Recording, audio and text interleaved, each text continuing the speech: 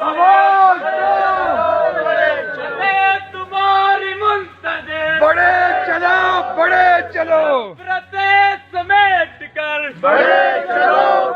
चलो हफ्ते बिखेर कर बड़े चलो खुदा तुम्हारे साथ है। یہ پانی ہمارے ہیں، یہ جنگلات ہمارے ہیں، یہ زمینیں ہماری ہیں، ہم نے ان کو آباد کیا ہے، ہم ان کے رکھوالے ہیں، ان کے محافظ ہیں، یہاں کے رہنے والے ہیں۔ یہ کسی باہر سے آئے ہوئے بندے کا یا کسی فوج کا یا کسی ادارے کا کوئی حق نہیں ہے، لیکن ہمیں ان ترجیحات کو اب آگے بڑھانا ہے۔ یہ تحریک بالکل انہوں نے درست کہا کہ یہ ایک نئی شکل میں کوئی نہ کوئی وار جو ہے یہ کریں گے، جیسے کہ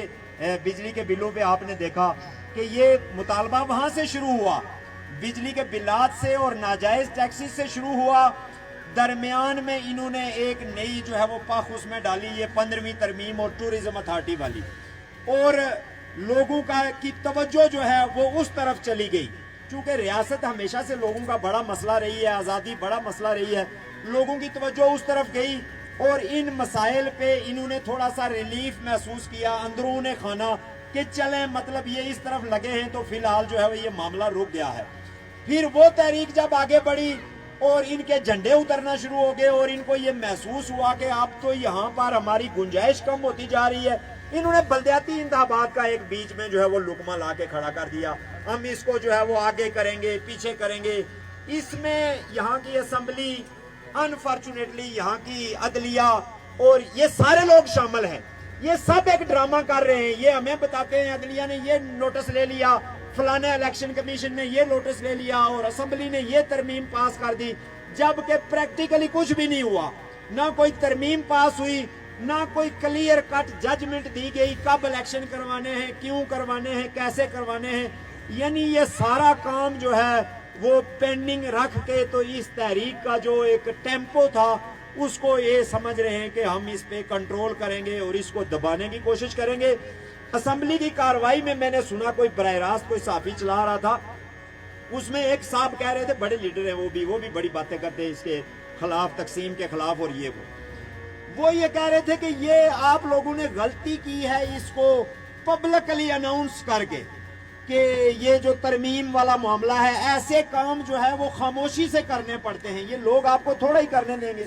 اب بظاہر وہ ہمارے ساتھ کھڑے ہیں، لیکن وہ اسمبلی میں بیٹھ کے لوگوں کو یہ بتا رہے ہیں کہ خفیہ طریقے سے آپ نے جو ہے وہ یہ کاروائی ڈالنی ہے تاکہ لوگوں کو پتہ نہ چلے۔ تو اب میرے خیال میں لوگ بہت زیادہ ویجیلنٹ ہیں، ہماری تحریک بھی ویجیلنٹ ہے، اور ہمیں ایک دوسرے پہ اعتماد ہے، پورا اعتماد ہے، پورا بھروسہ ہے۔ یہ کوئی معاملہ نہیں ہے کہ میں لبریشن فرنٹ کا ہوں، یہ نیشنل عوامی پارٹی کے، یہ جماعت اسلامی کے ہیں، پیپلز پارٹی کے لوگ اس پہ ویجیلنٹ ہیں، لیکن ہمیں ہمارے قائدین کو اس پہ پورا جو ہے وہ پہرا دینے کی ضرورت ہے۔ ایک چیز، اور دوسری چیز یہ ہے کہ اس تحریک کو آزادی کے لیے آگے بڑھانے کی ضرورت ہے، اس لیے کہ آپ اگر اس پار کا ماڈل دیکھیں، ابھی یہ پرسوں کی بات ہے نا، یہ کہ تمام کے تمام جتنے غیر ملکی ہیں وہاں پہ انڈیا نے ان کو یہ جو آنے والے الیکشن میں ان کا ووٹ کا حق جو ہے وہ دیا ہے۔ کل بھی میں انٹرویو سن رہا تھا بنگالیوں کے، مقبوضہ کشمیر سے بنگالیوں کے انٹرویو تھے، بنگالی عورتوں کے، وہ یہ کہہ رہی تھی ہم بڑی خوش ہیں جی، مودی نے جو ہے وہ ہمیں ووٹ کا حق دے دیا ہے، ہم یہاں رہتے ہیں تو ہم اتنے سال سے رہ رہے ہیں، اب وہاں فوجیوں کو بھی حق ہے، وہاں پہ بنگالیوں کو بھی حق ہے، وہاں پہ جو بھی انڈیا کا آدمی مقبوضہ کشمیر میں سروس کر رہا ہے یا کاروبار کر رہا ہے یا کچھ بھی، وہ وہاں پہ موجود ہے، وہ ووٹ ڈالے گا۔ اس سے پہلے انڈیا نے جو کچھ کیا ہے وہ پورے کا پورا ماڈل آپ کے سامنے ہے گزشتہ 3-3.5 سال کا، اور یہ بات ہم سب کو، پاکستان کا فوجی جرنیل، پاکستان کی جو سول اور ملٹری بیوروکریسی ہے اور جو ان کی کا حکمران طبقہ ہے، اس میں اپوزیشن حکومت سارے شامل ہیں، وہ سب ہم کو بتا چکے ہیں، ایک دفعہ نہیں، یہ پچھلے 1 سال 2 سال میں درجنوں دفعہ پاکستان کے ٹاپ کے جتنے بھی سیاستدان ہیں، جن میں نواز شریف شامل ہے، جس میں بلاول بھٹو ہے، جس میں مریم نواز ہے، جس میں مولانا فضل الرحمان ہے، جس میں سراج الحق صاحب ہیں، جس میں عطا اللہ مینگل ہے، جس میں ولی خان کی اولاد ہے، جس میں اور نیشنلسٹ جتنے بھی ہیں، پلس پاکستان کے صحافی، یہ سارے بتا چکے ہیں کہ انڈیا پاکستان گٹھ جوڑ ہے۔ یہ ریاست جموں کشمیر کا جو 5 اگست 2019 کا مودی کا اقدام ہے، یہ عمران اور مودی اور ٹرمپ کی ثالثی کے نتیجے میں ہوا ہے، اور یہ گٹھ جوڑ ہے۔ اس کے لیے 2 سال دبئی میں مذاکرات ہوتے رہے ہیں، اور جنرل باجوہ نے یہاں کے پولیٹیشنز کو، پاکستان کے پولیٹیشنز کو اور جرنلسٹوں کو بلا کر یہ کہا ہے، آن ریکارڈ ٹی وی پر تقریروں میں یہ کہا ہے کہ ہم انڈیا کے ساتھ اب کوئی جنگ نہیں لڑنا چاہتے ہیں، اور ہماری سیٹلمنٹ ہو رہی ہے، اور اس میں میڈیا ہمارے ساتھ تعاون کرے اور اس میں سیاستدان تعاون کرے۔ اور آج بھی، آج کے دن کی جو خبر ہے وہ یہ ہے کہ 5 اگست 2019 سے جو پاکستان نے تعلقات منقطع کیے تھے ہندوستان کے ساتھ، وہ شہباز گورنمنٹ جو ہے وہ آج سے بحال کرنے جا رہی ہے، اور اس کے لیے قمر الزمان قاہرہ کو جو انہوں نے منسٹر بنایا ہے یہ تعلقات کی بحالی کا جو ہے وہ اس کو ٹھیکہ دیا کہ وہ جائے گا اور وہ سارا کچھ کرے گا۔ تو وہی ڈیزائن ایگزیکٹلی یہاں پہ ہوگا، یعنی یہ پہلے سے طے شدہ ہے کہ آپ کی زمینوں پہ قبضہ کیا جائے گا،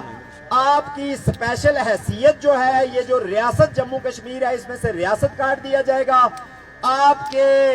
جتنے بھی محکمے ہیں اس میں فوجی بھرتی کیے جائیں گے، اور باہر سے لوگ لائے جائیں گے۔ جیسے مقبوضہ کشمیر میں اس وقت سارے لوگ جو ہیں وہ باہر سے دوسری ریاستوں سے لائے گئے ہیں۔ آپ کے قوانین ایسے بنائے جائیں گے کہ جن میں آپ کو جو ہے وہ بولنے کی اجازت نہیں ہوگی، اور گریجولی یہ ساری ترمیمیں کر کے تو آپ کو انڈکٹ کر دیا جائے گا، اور ہم کچھ کرنے کی پوزیشن میں نہیں ہوں گے اگر یہ تحریک جو ہے وہ یہ ٹھنڈی ہو گئی اور لوگوں کا اعتماد جو ہے وہ کھو گیا۔ اس لیے میں یہ سمجھتا ہوں، ہماری جماعت کی بھی یہ نقطہ نظر ہے، اور میں ذاتی طور پر بھی ایک پولیٹیکل ایکٹیوسٹ کی حیثیت سے یہ سمجھتا ہوں کہ یہ جتنے مسائل ہیں، یہ بجلی کے، پانی کے، سڑکوں کے، 75 سال کا ایکسپیرینس ہے ہمارے پاس، ہم سب کے پاس ایک تجربہ ہے، اور اس تجربے میں بھی اب جو ہو رہا ہے وہ یہ ہے کہ ہم سردار ابراہیم سے اور سردار قیوم سے نیچے اترتے اترتے اترتے پستی کی گہرائیوں میں عرفان اشرف تک جا کے پہنچ گئے ہیں۔ یعنی اب یہ ہماری پوزیشن آ گئی ہے کہ ایک ڈائریکٹ بولا چالا، مطلب جو ISI کا دلال ہے وہ اس وقت